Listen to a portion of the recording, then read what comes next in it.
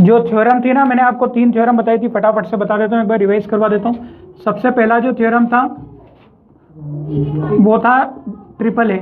इसको क्या था, नंबर दिया था 6.3। ये क्या बोलती थी कि अगर किसी दो ट्रेंगल में अगर करस्पॉन्डिंग एंगल्स क्या है, इक्वल है। करस्पॉन्डिंग एंगल क्या है, इक्वल, ए बी सी और D E F. Corresponding angle अगर इक्वल है मतलब एंगल ए किसके बराबर है, एंगल ई के, एंगल बी किसके बराबर है, एंगल डी के, एंगल सी किसके बराबर है, एंगल एफ के। इफ अगर ऐसा होगा देन तब क्या होगा, तब ऐसा होगा कि इनके करस्पॉन्डिंग साइड्स जो थे वो किस में आ जाएंगे, प्रपोर्शन में। मतलब A B upon C D will be is equal to B C upon D F will be is equal to A C upon E F, ठीक है। And also triangle will be similar, मतलब triangle A B C will be similar to triangle E D F, ठीक है। ये triple A था, मतलब अगर triangle के एंगल इक्वल है तो साइड्स प्रोपोर्शन में हो जाएगी और ट्रेंगल भी सिमिलर हो जाएंगे। तो आपको बस इसको कहीं ना कहीं से एंगल बराबर करने की कोशिश करनी पड़ेगी, बाकी काम हो जाएगा। और दो ट्रेंगल अगर सिमिलर हो जाते हैं तो ये दोनों चीज़ें सही हो जाती है। मतलब दो ट्रेंगल अगर मान लो ट्रेंगल सिमिलर है तो ऐसा भी होगा और ऐसा भी होगा। दूसरा इसका अपोजिट था। अच्छा, इसमें एक डबल ए भी था। डबल ए क्या बोलता था कि कोई से भी दो एंगल क्या है, बराबर है। कोई से भी दो एंगल बराबर है तो अल्टीमेटली तीसरा एंगल भी क्या हो जाएगा, बराबर हो जाएगा, और इसमें भी फिर ये थ्योरम लग जाएगी।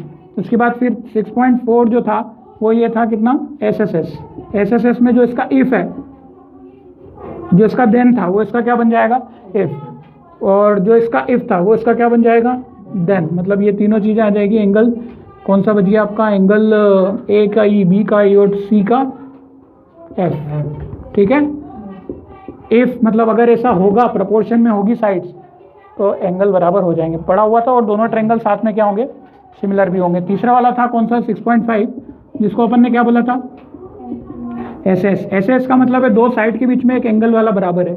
मतलब कोई से भी दो साइड्स बराबर है तो इन सबको मैं हटा देता हूँ, ठीक है। मैं यहाँ लिख देता हूँ, इफ मान लेते हैं कि एंगल ए किसके बराबर है, एंगल ई के बराबर। एंगल ए किसके बराबर है, एंगल ई के बराबर, और ये एक साइड और एक साइड का प्रपोर्शन बराबर है, और ये दूसरी साइड और दूसरी साइड का प्रपोर्शन बराबर है। मतलब A B upon E D is equal to कितना हो जाएगा, sorry, A B upon E D will be is equal to A C upon E F के बराबर हो जाएगा, ठीक है। इस तरीके से ये आपको रिजल्ट, हाँ सॉरी, ये अगर दोनों हैं, एंगल ए और एंगल ई बराबर है, और साथ साथ क्या होना चाहिए, इस एंगल के बीच की दो साइड्स क्या होना चाहिए, प्रोपोर्शन में, है ना। तो देखो एंगल एक बराबर है और ए और ई के बीच की ये साइड और ये साइड बराबर अपॉन में है, प्रोपोर्शन में यही साइड होना चाहिए। तो ये एक एंगल हो गया, ये एंगल हो गया, और ये क्या हो गई, दो साइड। तो ऐसे ऐसे क्या हो गया हमारा, ऐसे ऐसे ये दोनों ट्रायंगल क्या हो जाएंगे, सिमिलर हो जाएंगे। ऐसे ऐसे क्या हो जाएगा, सिमिलर। अगर ट्रायंगल सिमिलर है तो इनके बचे हुए दोनों एंगल भी क्या हो जाएंगे, बराबर हो जाएंगे, और इनकी बची हुई एक साइड का रेशो भी क्या हो जाएगा, प्रोपोर्शन में हो जाएगा। चलो अब इसके ऊपर देखो आप 6.3 हमने कुछ क्वेश्चन कर लिए थे। मैंने बोला था कि कुछ बड़ा क्वेश्चन एग्जाम्पल का बाद में देखेंगे। हाँ, 6.3 का पहला क्वेश्चन बोलो, क्या बोल रहे हो, कोई डाउट है क्या इसमें। 6.3 का फर्स्ट क्वेश्चन देखो जरा, पहला सभी ने हो गया। आपके कितने डाउट है पहले एक्सरसाइज में, 6.3 पूरी हो गई क्या।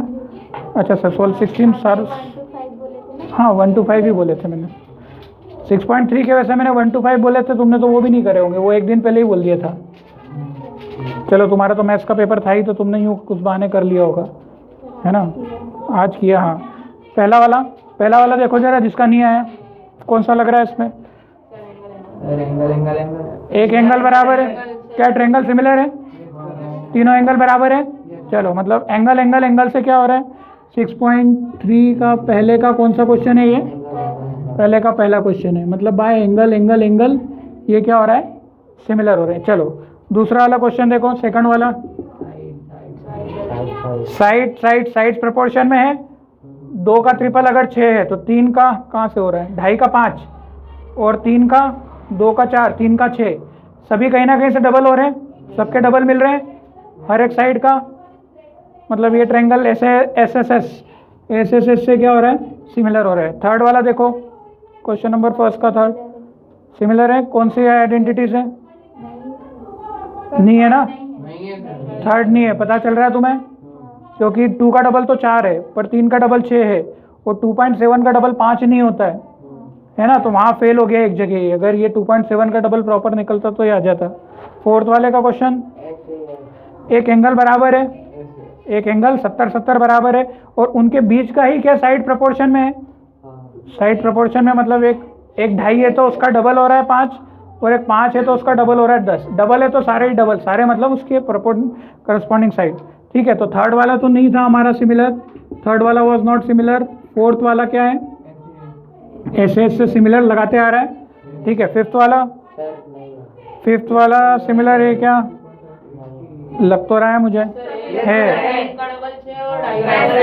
एंगल बराबर बीच में नहीं है पर दोनों साइड पे। बेटा दोनों में उसको घुमा लो ना, उसको घुमा लो यार, ये 80 ऐसा है ना, और एक में 80 कैसा दे रखा है आपको, इस तरफ से दे रखा है ये वाला, इस वाले एंगल में 5 और 6 इसके इधर देके रखे और इसमें ये नीचे और ये। हाँ वही तो बोला, घुमा लो ना, उसको फ्लिप कर लो ना। ये देखो ये 2.5 और ये कितना है, यहाँ पर ये 3 और ये कितना है 6 और ये कितना है 5 है। तो अब मैं क्या कर लूँगा, ये 3 का डबल, इसको क्या कर लूँगा, ऐसा घुमा लूँगा ना, इसको घुमा लूँगा तो ऐसा नहीं हो जाएगा ये, सर लेकिन 80 ये हो जाएगा, 80 ये होगा। ओ क्यों नहीं हो रहा, हो रहा है सर ये बीच में आना चाहिए ना दोनों साइड को। अरे इसको अगर मैं घुमा लूँ सर ये बीच में नहीं आएगा है, इसका क्या तुम्हारे क्या, तुमने क्या निकला है, ये नहीं है, पीछे आंसर क्या दिया, नहीं होगा फिफ्थ वाले का आंसर 9 है। 9 ढाई का 5।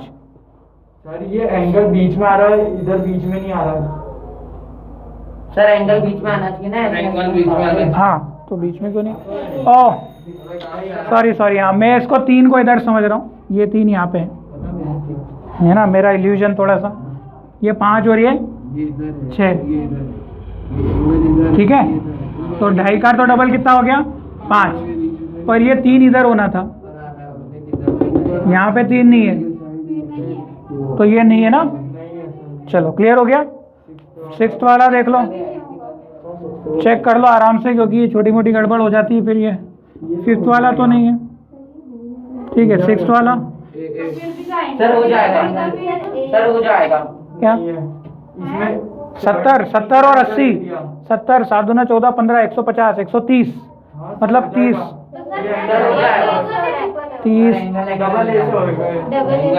डबल ऐसे हो गया ना, नहीं इसको अपन डबल ए नहीं बोल सकते अभी, ट्रिपल ए बोलेंगे ना, हाँ ट्रिपल ए डबल ए, क्योंकि तीसरा एंगल निकालना पड़ रहा है आपको, तीसरा एंगल आपको निकालना पड़ेगा। सर डबल ए में दोनों एंगल इक्वल है क्या, इसके बताओ। नहीं 80 क्या, 80 और 80 के इक्वल है क्या, 70 के इक्वल है क्या, या 30 के इक्वल, नहीं बिना निकाले अभी गिवन कंडीशन में। आपको पीछे इसका सिमिलरिटी कौन सा दे रखा है देख लो एक बार, एंगल दे रहा है। डबल एंगल ही दिया है ना, डबल एंगल समझ में आ रही है, समझ में डबल एंगल, क्योंकि ऑब्जेक्टिव में आपको है ना एंगल से इसलिए बेटा, क्योंकि केवल इसमें 2 ही एंगल दिए हुए हैं, सर वो तो मैच ही नहीं हो रहा है। मैच नहीं हो रहे हैं, पर तीसरा एंगल तुमको निकालने की जरूरत पड़ रही है ना, सर निकाल सकते हैं, तो इक्वल आएगा। अच्छा निकाल सकते 2 एंगल दिए हैं, सर निकाल सकते हैं, 2 एंगल दिए हैं, इसलिए वो एंगल उसने लिख दिया है। गिवन कितने एंगल है, 2, सर तीसरा तो निकालना पड़ेगा, वो तीसरा निकालना पड़ेगा, तो वो 2 एंगल दिए हैं इसलिए डबल ए लिख दिया उसने, बाकी वो कोई ऐसा कोई ऑब्जेक्टिव में फिर वो कंफ्यूज करेगा नहीं, ठीक है। एनीवेज क्वेश्चन नंबर 2, तो ये वाला हो गया किससे, डबल ए से। 2 एंगल दिए थे इसलिए अपन ने यूँ डबल ए मान लिया, पहले मैंने ट्रिपल ए बोला था क्योंकि तीसरा एंगल तुमको फाइंड करना पड़ेगा, पर 2 एंगल दिए, भले ही वो इक्वल अभी नहीं दिए, अपन मान लेंगे कि भैया तीसरा निकालेंगे तो इक्वल आ तो रहा है, इसलिए डबल है, 2 एंगल दिए इसलिए।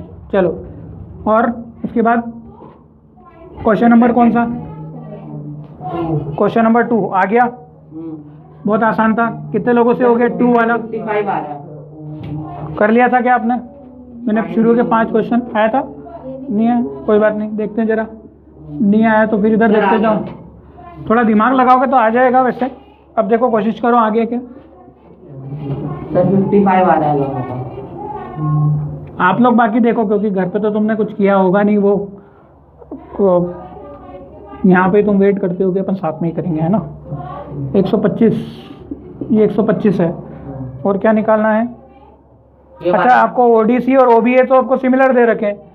गिवन क्या दे रखा? Odissi is similar to OBA, ये सिमिलर दे रखे। ओडीसी ओबी सिमिलर दे रखा। फिर एंगल बीओसी कितना दे रखा है? 125। और सीओडी 70। और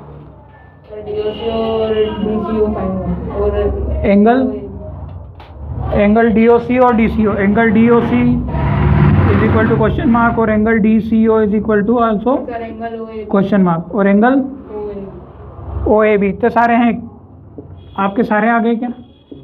कॉन्सेप्ट क्लियर हो गया आपके?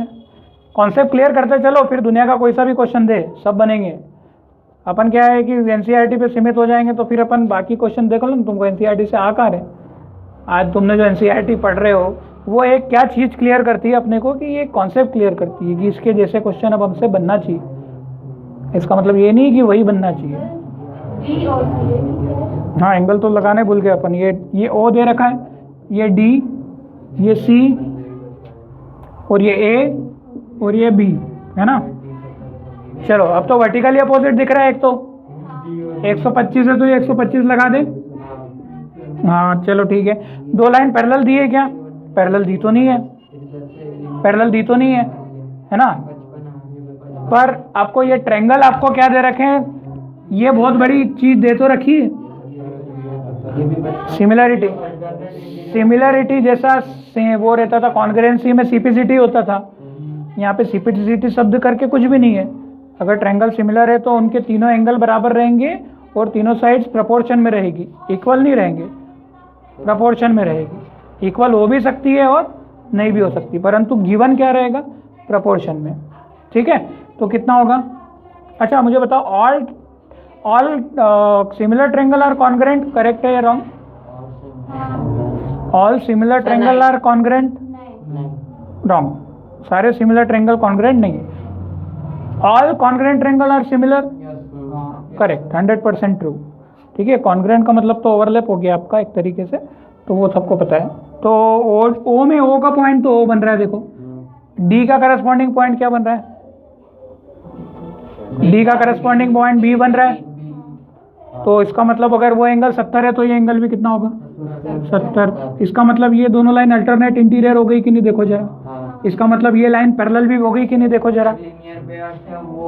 पूछा नहीं है उसने, पर कॉन्सेप्ट देखो। कॉन्सेप्ट देखो कि अगर बोलता कि प्रूफ करो कि डीसी पैरेलल टू एबी, है ना, which of the option is correct, तो अपन को एक ऑप्शन ये मिलता, तो अपन उसको इसके आधार पर कि ये 70 है और ये क्या है? 70, तो अपने को पैरेलल दिख रहा है ना। ये चीज़ किस में होती थी? केवल पैरेलल लाइन में होती थी। अल्टरनेट इंटीरियर अगर इक्वल होंगे तो लाइन पैरेलल होगी। अगर पैरेलल दी होती तो अपन अल्टरनेट इंटीरियर को इक्वल करते थे। अब अल्टरनेट इंटीरियर इक्वल आएंगे तो लाइन पैरेलल होगी। हर बार उल्टा सीधा चलता है ना, कभी ऐसा बराबर दिख गया तो पैरेलल होगी, और पैरेलल है तो अल्टरनेट इंटीरियर इक्वल होंगे। आपको जैसा दिखेगा वैसा काम करना पड़ेगा। ना पूछते हुए भी अपन एक स्टेटमेंट बोल सकते हैं, समझाने के लिए बताया, इसमें कोई पूछा नहीं है। चलो अगला क्या पूछा है? एंगल बीओसी 125 दे रखा है। चलो ये 70 निकल गया। अच्छा और क्या निकाल सकते हो जरा देखो जरा। हाँ, ये लीनियर पेयर बन रहे हैं क्या यहाँ पे? तो 180 में से ये पूरा लीनियर पेयर बन रहा है क्या? 180 में से 125 को घटा दें तो आपका बचा हुआ आंसर कितना मिलेगा? 55, 55। क्या क्या क्या? डीओसी निकालना है। 55। हाँ पहले सारे एंगल निकाल लो। ये 55 आ गया, बाकी बचा हुआ भी निकाल लेंगे। कितना आ जाएगा? बचा ही क्या है? 55 निकाल लोगे क्या? है ना, x मान लो इसको, और x + 70 + 55, x + 70 + 55 is equal to कितना? 180। मतलब इन दोनों को जोड़ के 180 में से माइनस करना है। या तो अब तुम समझदार हो गए हो कि दो एंगल दिए तो सीधे 180 में से माइनस कर दो, दोनों को जोड़ के इक्वेशन बनाओगे तो भी तो यही रिजल्ट दे रही है। तो आपने माइनस किया होगा तो कितना मिल रहा है? 55। तो अब मैं डायरेक्ट यहाँ पर 55 लिख देता हूँ। x इज इक्वल टू कितना, 55 हो गया। अब तो देखो सब निकल गया। DOC निकालना है, DOC कितना आ गया, 55 आ रहा है। DCO कितना आ रहा है, DCO कितना आ रहा है, ये भी 55। पीछे से एक लोग आंसर देख लो, OAB कितना हो जाएगा, अल्टरनेट इंटीरियर है, देखो ये 55 है तो ये भी 55। अब निकालने की जरूरत क्यों नहीं पड़ रही है, क्योंकि या तो अल्टरनेट इंटीरियर मान लो, क्योंकि पहला वाला पैरेलल था तो ये भी पैरेलल होगा। खैर अब तो खैर वो सिमिलर दे ही रखा है ना, सिमिलर दे रखा है मतलब एंगल ए किसके बराबर है, एंगल सी के। तो यहाँ पे एंगल OAB हो गया कितना, 55 डिग्री। तो ये सब तीनों रिजल्ट किसके आए हैं, बाय सिमिलरिटी के कारण। ये आपने जो रिजल्ट निकाले वो किससे निकाले, सिमिलर उसने दिया था, इसलिए कोई क्राइटेरिया लगेगा नहीं। चलो क्वेश्चन नंबर 2 के बाद 3, बहुत आसान क्वेश्चन है। क्वेश्चन नंबर 3 थर्ड हो गया, 2 कॉन्सेप्ट समझ में आया। थर्ड वाला देखो जरा, ये तुम्हारी आदत क्या है ना सभी की तुम एक तो अपने हिसाब से सब काम करते हो, भविष्य भी अपने हिसाब से निर्धारित करते हो कि नहीं मुझसे तो नहीं बनता है ना, तो मैं तो सीधी सीधी राह पे चलूंगा ना, तो कॉमर्स ले लूंगा। मैं तो मुझसे नहीं बन रहा है ना, मैं तो क्या करूंगा कि मैं तो आर्ट्स ले लूंगा, कॉमर्स भी नहीं बनेगा मुझसे। तो यार तुम मेहनत करना सीखोगे यार। बच्चे क्या कुछ करते हैं, जरूरी थोड़ी कि जो बच्चा टॉप पे है वो पढ़ा लिखा ही होगा हमेशा। तुम ये बात को क्यों नहीं समझते हो। अपना मार्ग निर्धारित जो तुमने किया है, अगर तुम उसको बदलना चाहते हो तो तुम बदल भी सकते हो। वो उसका डिसीजन ऐसे नहीं लिया जाता है कि ये चीज़ मुझे डिफ़िकल्ट है और मैं नहीं कर पाऊंगा। ये चीज़ हमेशा याद रख लेना आप। अगर आपने ऐसा निर्धारित किया कि वो डिफ़िकल्ट है, मैं नहीं कर पाऊंगा ना, तो आप जो कर रहे हो वो भी नहीं कर पाओगे। फिर अपने को क्या करना है, आपको खुद डिसाइड करना है कि मुझे फिजिक्स पढ़ना है, भले ही भाड़ में गया, समझ में नहीं आया, पर मैं मेहनत करूंगा, कोशिश करूंगा, सब हो जाएगा। ठीक है, व्हाट्सएप कर दूंगा मैं। तो अपना भविष्य तुम लोग निर्धारित मत करो, एक बार है ना सोच समझ के डिसीजन लेना। तो आप इस देख के मत लेना कि मैं मैथ्स नहीं कर पाता हूँ इसलिए मैं मैथ्स नहीं लूँगा। एक तो ये चीज़ वो बहुत ख़राब होती है। ठीक है, चलो मैं तो इसलिए बता रहा हूँ क्योंकि भविष्य में सब उल्टा ही होता है, सब उल्टा होता है। अपन सोचते हैं कि कॉमर्स फील्ड में चले गए, जिसका फिक्स है वो फिक्स है कि भाई मैं तो CA की तैयारी करूँगा, वो करेगा और 100% उसको क्लियर भी कर लेगा। मन में दृढ़ निश्चय करना है आपको। ऊपर बाकी तुमने सोचा कि मैं नहीं कर पाऊंगा इसलिए नहीं ले रहा हूं, तो वो गलत है। ठीक है, वो क्यों बता रहा हूं, क्योंकि मैंने बहुत से बच्चों को हमेशा चेंज होते देखा है। जो नहीं कर पाते हैं ना, वही आखिरी में अच्छे बन के निकलते हैं, और जो करते हैं वो पीछे हो जाते हैं। पीछे तो मतलब जनरली नहीं होते हैं, वो ये लगभग दौड़ में आ जाते हैं, रेस में आ जाते हैं। आप क्या है, तुम्हारी आदत, तुम अपने आप को कमज़ोर समझने लगते हो। बस मुझे यही चीज़ लगती है ख़राब कि तुम नहीं बन रहा है तो उसको छोड़ो ना। उसको ऐसे क्यों देखते हो कि यार मुझसे नहीं हो पाएगा, मैं नहीं कर पाऊंगा। जीवन में हर कोई चीज़ हर किसी से नहीं बनती है साहब। तुमने सोचा कि यार मैं ये भी कर लूँ, वो भी, तो बच्चा क्या है, तो 100 में से 20 बने ना तुमसे, वो 20 किसने करें, तुमने करे ना। तो कुछ मेहनत करोगे तो 10 और कर पाओगे, 30 तो करोगे, तो 20 से 30 पे गाड़ी आएगी। कह सकते रेंगते तो बच्चा बनता है। जन्मजात से कोई टॉपर थोड़ी होता है, हजारों में से कोई एक ही होता है जो बाय बॉर्न इंटेलिजेंस निकलेगा। बाकी 999 कैसे निकलेंगे। आप देखते हो ना, आपकी क्लास में सब एक जैसे ही हैं, सब एक दूसरे को देख के बोलते हैं अरे यार मेरे को नहीं आया पेपर में, वो बोल रहा है मेरे को भी नहीं आया। टॉपर भी उधर से बोलता है झूठ, मेरे को भी नहीं आया, मेरा पेपर बिगड़ गया। तो आप ये देखो, टॉपर का तो छोड़ो, मानो मत, बाकी आप आपके जैसे के देखो, आपके जैसे कितने हैं क्लास में, कौन से ज़्यादा तादाद में, आपके वाले ज़्यादा है कि टॉपर ज़्यादा है। टॉपर एवरेज वाले बच्चे ज़्यादा रहते हैं हमेशा, और गए बीते में से अपने में से कोई भी नहीं है। अपनी क्लास में गए बीते में से कोई भी नहीं। जो गया बीता रहता है ना, जिसको समझ भी नहीं आता क्या चल रहा है, उसको फिर गया बीता बोलते हैं अपन।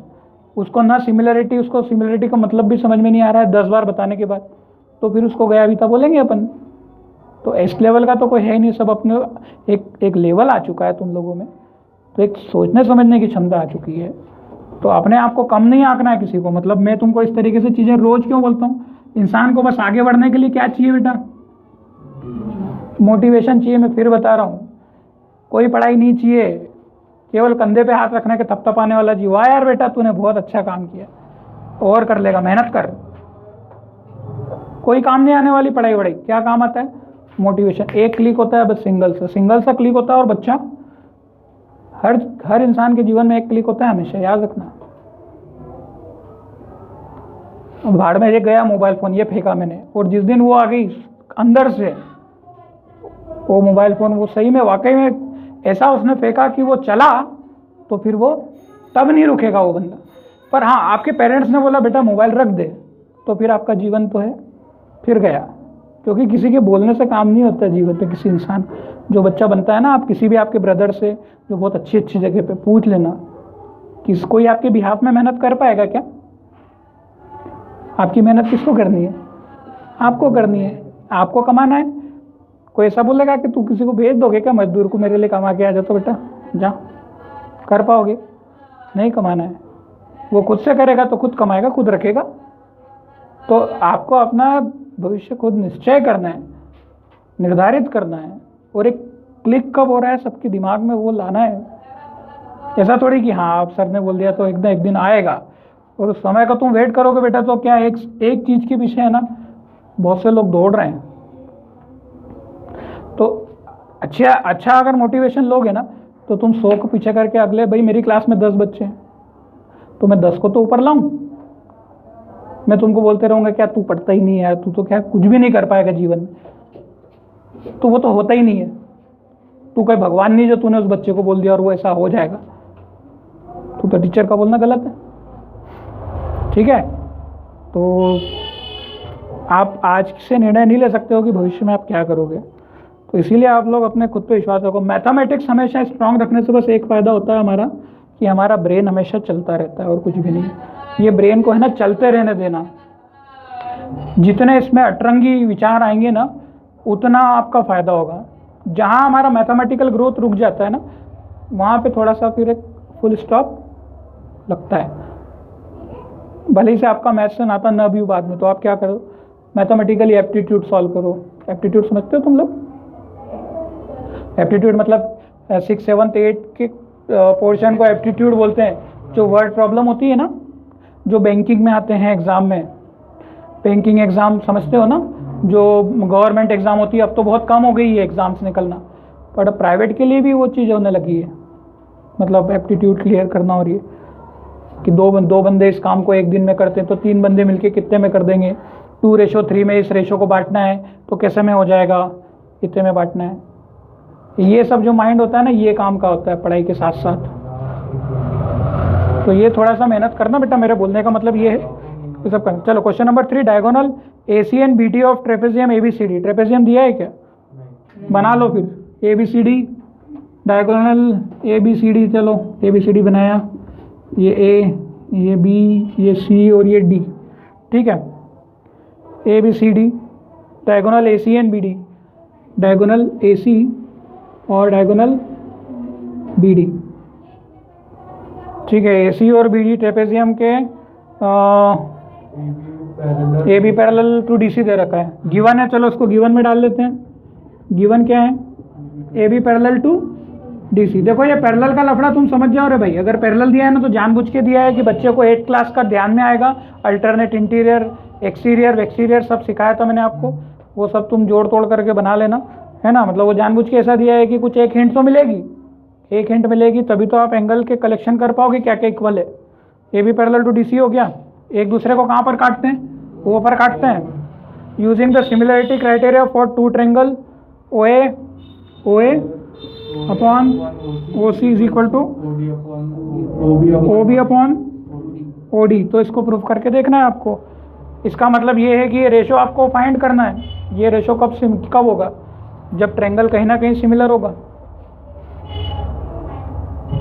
तो हाँ, एक तो पैरेलल दे रखा है, 2 लाइन पैरेलल है ना। कौन कौन सा एंगल? Vertically opposite, OAOC। हाँ, मतलब ये DOC और OAB को आपको सिमिलर करना है। बहुत आसान है, मुझे लगता है आप कर पाओगे। कर पा रहे हो क्या रचित? क्या क्या एंगल इक्वल होंगे बताओ? एंगल एंगल ओ ए, हाँ ऐसे बोल दो, ए ए ए मतलब ओ ए बी, ये किसके बराबर होगा? अरे ओ A B O C D के बराबर होगा कि नहीं? क्योंकि दो लाइन पैरेलल, इतना समझ में आता है कि फिर से एक अलग से डायग्राम लेके बताऊं? तो ये वाला और ये वाला क्या होगा? बराबर होगा। और दूसरा क्या लग रहा है? C D B, C D B और डी बी ए, मतलब ये वाला बराबर लग रहा है किसके? ये वाला बराबर लग रहा है। और वर्टिकली अपोजिट, ठीक है, वर्टिकली अपोजिट। अब क्या मिल गया यहाँ से? Triple A, triple A similarity से ट्रायंगल क्या हो जाएगा? सिमिलर, ट्रायंगल सिमिलर हो जाएंगे तो इसकी तीनों जो साइड्स हैं, सर कौन से उससे होगा? पर सर ये तो पहले वाले से हो जाएगा ना। किससे? पहला वाले ट्रिपल ए तो है, OA अपॉन OC ये गिवन नहीं, ये प्रूफ करना है। नहीं, वो ट्रायंगल का मैं रखा था ना सर, अच्छा ए हाफ हाफ वाला अपॉन में, फिर वो जो 6.2 वाली एक्सरसाइज में बता वो उसमें तो अपन ने वो खींचा था ना, एक डॉटेड लाइन खींची थी, पैरेलल बनाया था, वो इसलिए किया था। इस बार तो क्या दे रखा है कि A B parallel D C, इस बार जो प्रूफ करना है वो अलग चीज है। देखो आपने ऐसे ही किया, दोनों ट्रायंगल को सिमिलर प्रूफ किया, ट्रिपल ए से ना, ट्रिपल ए से आएगा। देखो पहला क्या आएगा? एंगल ए और angle C alternate, angle A is equal to क्या दे दिया? Angle C, alternate interior. पर इसको एंगल ए और सी लिखना गलत है, इसको क्या लिखना चाहिए? ओ ए बी, क्या लिखना चाहिए? ओ ए बी लिखना चाहिए। अभी मैंने एंगल ए लिख लिया, चलो धका लेना अब तुम। दूसरा किसके बराबर है? एंगल डी किसके बराबर है? एंगल बी के। ये भी क्या हो गया? अल्टरनेट इंटीरियर हम क्यों ले रहे हैं? क्योंकि ये चीज़ भी क्या आपको गिवन है। पैरेलल लाइन जब तक गिवन नहीं होगी तो अपन नहीं ले सकते हैं, ठीक है? पैरेलल दिख रही है इसलिए नहीं लोगे कभी भी, पैरेलल दिया है इसलिए लोगे, ठीक है? और क्या बचा? Vertical, vertically opposite D O C, मतलब एंगल डी, यहाँ मैं लिख देता हूँ पूरा, angle D O C will be is equal to angle A O B, ये वर्टिकली अपोजिट है। और ट्रिपल ए, ये एंगल एंगल एंगल से ट्रायंगल क्या हो जाएगा? सिमिलर। सिमिलर में डी किसके बराबर आ रहा है? बी के। तो करस्पॉन्डिंग एंगल क्या बनेगा? देखो इसको मैं अगर सी डी ओ लिखूंगा तो इसको क्या लिखूंगा? ट्रायंगल सी का क्या आ रहा है? ए, सी का क्या आ रहा है? डी, ए, और डी का क्या आ रहा है? बी, और ओ तो ओ है, ठीक है? करस्पॉन्डिंग ऐसा बनेगा, ये सिमिलर।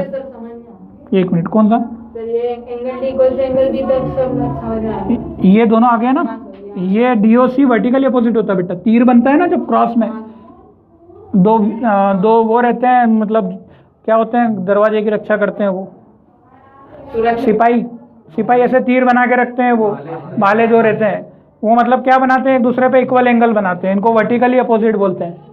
ये वाले और ये वाले और ये वाले भी बराबर होंगे आमने सामने, वर्टिकली अपोजिट। अपोजिट का मतलब क्या होता है? एक इधर का तो एक उधर का, और वर्टिकली मतलब ऐसा बोलते हैं इसको। तो ये ट्रायंगल सिमिलर हो गए। कोई समस्या क्या इसमें? अच्छा, अब मतलब क्या हो जाएगा? सिमिलर ट्रायंगल में वो लगा दो, क्या बोलते हैं, एंगल तो बराबर है, साइड्स किस में होगी? प्रोपोर्शन में। साइड हो गया प्रोपोर्शन में, अब तो तुम बोलने के अधिकारी हो ना, तो बस प्रोपोर्शन में प्रूफ हो जाएगा। प्रोपोर्शन कौन कौन सी आएगी? ओ ए अपॉन ओ ए का प्रोपोर्शन क्या बनेगा? ओ सी बनेगा, is equal to O O D, नहीं पहले ओ ए लिया है तो ओ बी लोगे इधर से, O B upon O D is equal to क्या लोगे? डी सी अपॉन, अरे ना बस sorry, A B upon D C, A B upon, ये दोनों तो, ये तो प्रूफ करना नहीं था, केवल इतना इतना प्रूफ करना था, तो तुम दो का ले लो, तीसरे का मत लिखो, हैंस प्रूफ। चलो ये कौन सा क्वेश्चन था? जैसे अपना क्वेश्चन नंबर 3। ये क्या सब हो जाते हैं ट्रायंगल के, केवल मुश्किल से कितने क्वेश्चन है जो तुमको रुलाते हैं?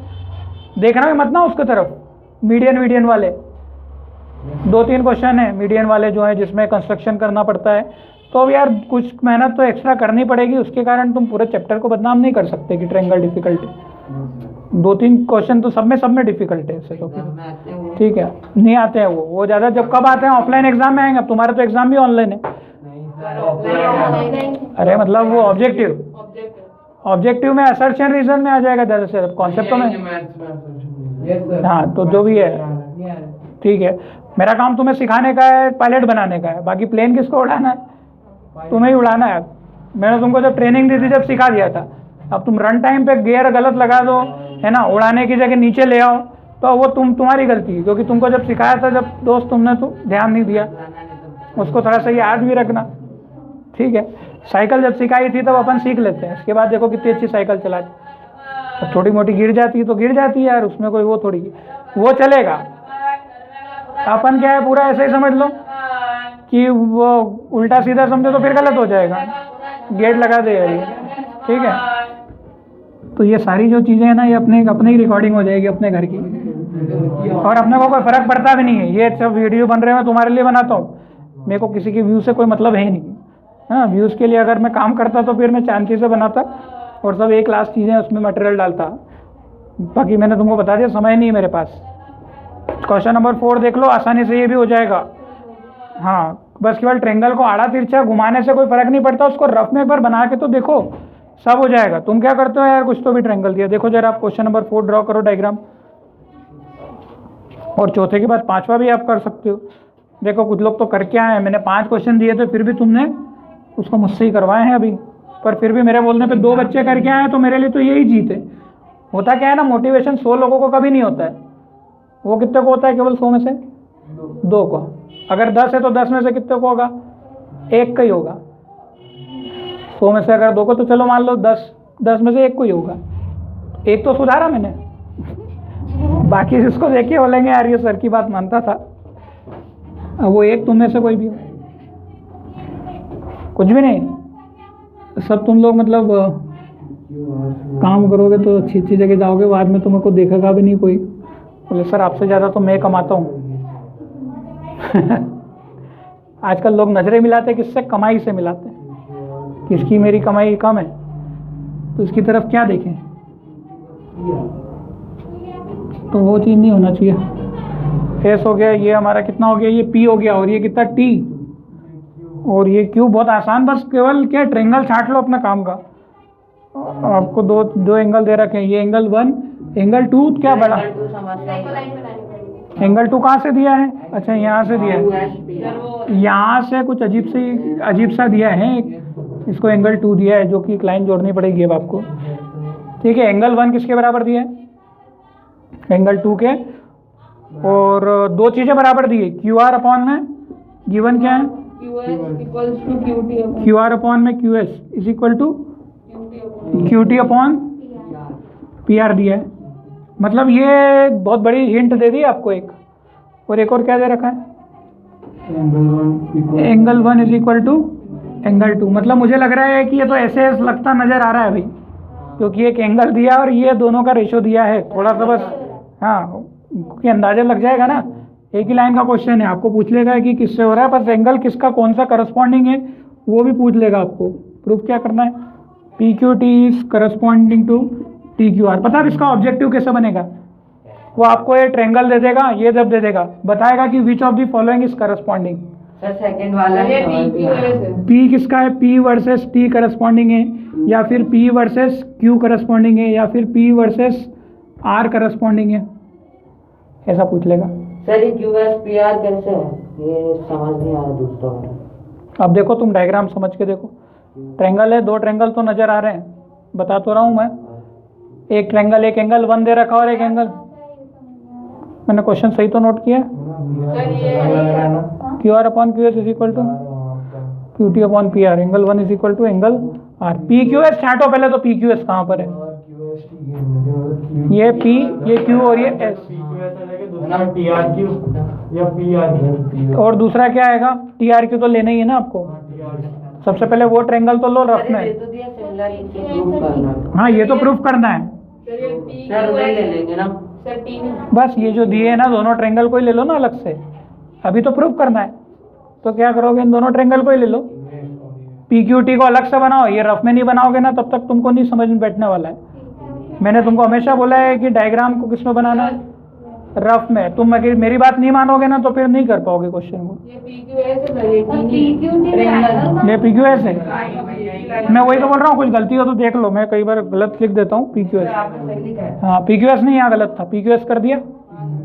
चलो PQS को रफ में बना लो जरा, कैसा बन रहा है। ये P, ये Q है और ये कितना S हो गया, ठीक है।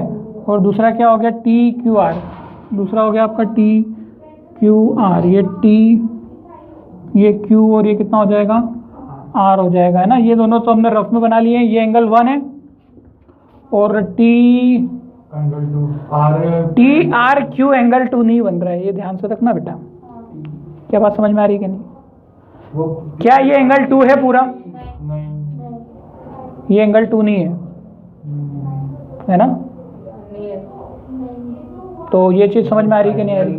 PQR साइड एंगल साइड हो जाएगा। नहीं, अभी ये एंगल 2 नहीं है तो हमें क्या करना पड़ेगा यहाँ पर? नहीं, कंस्ट्रक्शन भी नहीं, ये 2 अभी तो यहाँ से बना लो कि 2 कैसा है। चलो ये थोड़ा आधा अधूरा तो ठीक है। और ये हिस्सा क्या है हमारा? ये P है, ये हिस्सा क्या है? P है।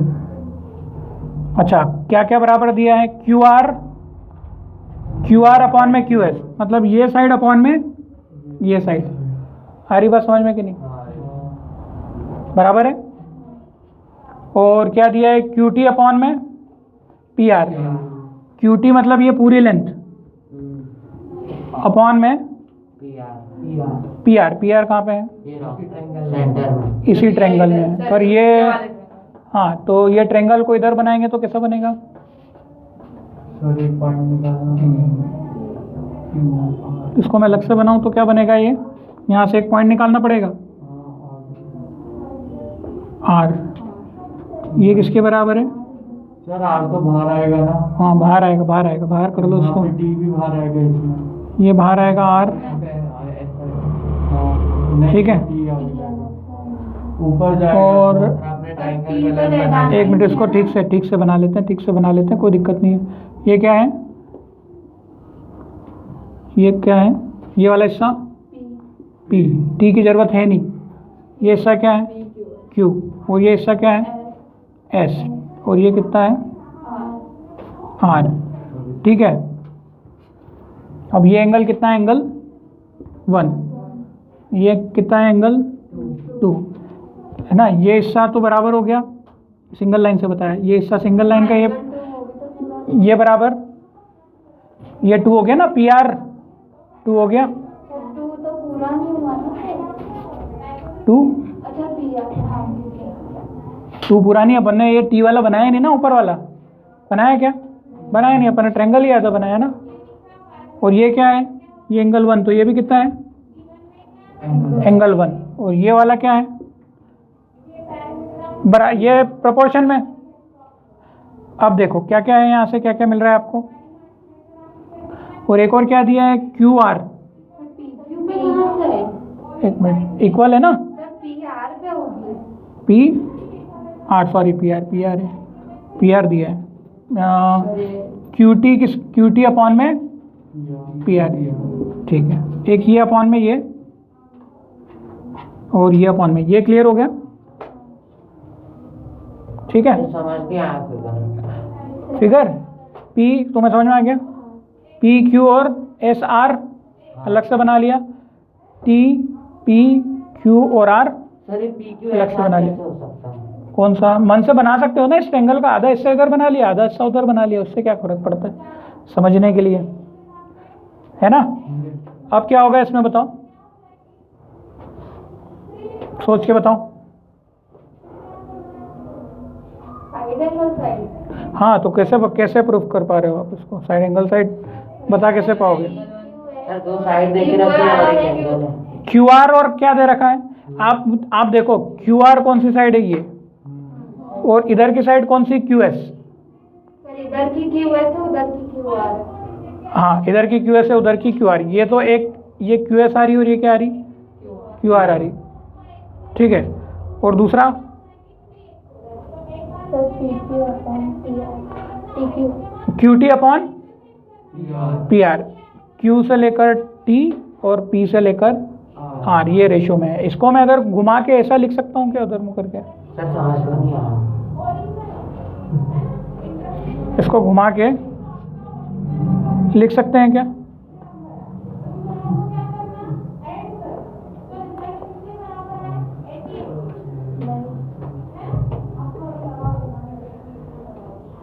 सर ऐसा फ्लिप करो।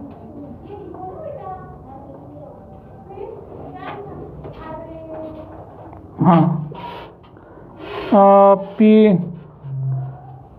आपको सिमिलरिटी दे रखी, सिमिलर गिवन है क्या? हाँ सर। एंगल, अच्छा, angle 1 is equal to angle 2 दी 1 है। अब मुझे बताओ, कुछ भी नहीं करेंगे अपन इसमें, सीधी सी बात है। आपने एक थ्योरम पढ़ी आइसोसेलेस थ्योरम, आइसोसेलेस ट्रायंगल की, कि अगर किसी भी, ये 9th में थी, कि अगर किसी भी ट्रायंगल में क्या होता था? दो साइड दो साइड इक्वल इक्वल है। है, तो अपोजिट एंगल इक्वल होते थे, सेम होते थे कि नहीं अपोजिट एंगल? और अगर अपोजिट एंगल इक्वल है तो अपोजिट साइड इक्वल होगी। मतलब ये ए बी सी, अगर ये एंगल 1 है और ये कितना है? एंगल 2 है। आ रही बात समझ में? तो क्या होगा एंगल 1 अगर एंगल 2 के बराबर है तो ए बी किसके बराबर होगा? ए बी किसके बराबर होगा? ए सी के। मतलब ये अपोजिट साइड्स क्या होती थी? बराबर होती थी। ये आइसोसेलेस ट्रायंगल की प्रॉपर्टी है। यहाँ पर भी वही फिट होती नजर आ रही है क्या? मतलब क्या मैं बोल सकता हूँ एंगल 1 के सामने वाली साइड क्या बन रही है आपकी? पी आर बन रही है। क्या बन रही है? पी आर बन रही है। तो पी आर किसके बराबर है? पी आर किसके बराबर है? पी क्यू के, है कि नहीं है? पी आर किसके बराबर है? पी क्यू की जगह। अब मैं यहाँ पर जो गिवन इक्वेशन है, आ रही बात समझ में? गिवन इक्वेशन में पी आर हटा के क्या लिख सकता हूँ? क्या लिख सकता हूँ? पी क्यू लिख सकता हूँ कि नहीं? लिख सकते हैं। पी आर की जगह क्या लिख सकते हैं? P Q. तो भी क्या रहेगा? सही रहेगा। चलो अब देखो, क्यू आर अपॉन में Q S, Q R upon में क्यू एस, और क्यू टी अपॉन में कितना हो गया? P Q. तो क्या ये पी क्यू एस और टी क्यू आर ट्रायंगल के रेसिप्रोकल्स हो गए क्या? हो गए कि नहीं हो गए? नहीं आ रहा है? सर आ गया इसको रफ में, इसको मत बनाओ, इसको हटा दूं। सर आ गया। इसको सीधे सीधे इसलिए हटा दूं क्योंकि मैं जो सोच रहा था वो ऐसा काम हो नहीं पाया। ठीक है, तो अपन ने तुरंत निर्णय को बदल लिया। थोड़ा सा ध्यान रखने वाला ही क्वेश्चन है। अब देखो पी क्यू एस को अलग से बना लो, केवल पी क्यू एस को बना लो, बना लोगे? पी क्यू एस क्या हो गया? ये वाला, ये पी क्यू एस।